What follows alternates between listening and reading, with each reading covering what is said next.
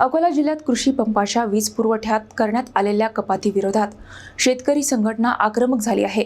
अखंडित वीज पुरवठ्याची मागणी करत जिल्हाधिकाऱ्यांना निवेदन देण्यात आले असून मागणी मान्य न झाल्यास आंदोलनाचा इशारा देण्यात आला आहे। वाढत्या उष्णतेच्या पार्श्वभूमीवर कृषी पंपाच्या वीज पुरवठ्यात करण्यात आलेल्या कपातीमुळे शेतकऱ्यांमध्ये तीव्र नाराजी निर्माण झाली आहे।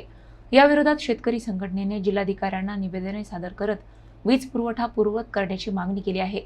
निवेदनानुसार अकोला जिल्ह्यात सध्या तीव्र उष्णतेची लाट असून अकोट आणि तेलारा तालुक्यातील मोठा भाग बागायती शेतीवर अवलंबून आहे। या भागात केळी, पान, पिपी तसेच पूर्व मान्सून कपाशीची लागवड मोठ्या प्रमाणात करण्यात आली आहे।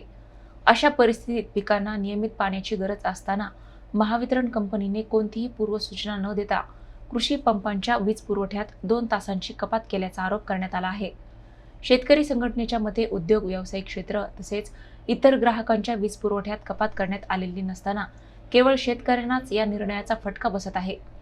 यामुळे पिकांचे नुकसान होण्याची शक्यता असून उत्पादनावरही विपरीत परिणाम होऊ शकतो। कृषी पंपांना मुबलक आणि अखंडित वीज पुरवठा तातडीने सुरू करावा, अन्यथा जिल्हाभर तीव्र आंदोलन छेडण्यात येईल असा इशारा शेतकरी संघटनेचे जिल्हाध्यक्ष लक्ष्मीकांत कोटकर यांनी दिला आहे। का तर ऊर्जेचा तुटवडा आहे।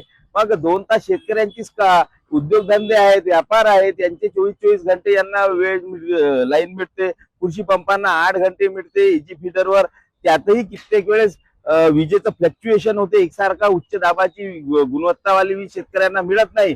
आणि त्याच्यातही जर हे कपात करत असतील, यांनी कपात करण्यापूर्वी शेतकऱ्यांना कोणत्याच प्रकारची माहिती दिली नाही। शेतकऱ्यांच्या केळी आहेत, पानपिपी आहेत आणि अकोट, तेलारा आणि अकोला जिल्ह्यामध्ये प्री मान्सून कॉटन ग्रोवर आहेत, म्हणजे पाऊस पडण्यापूर्वीच कपाशीची लागवड करतात।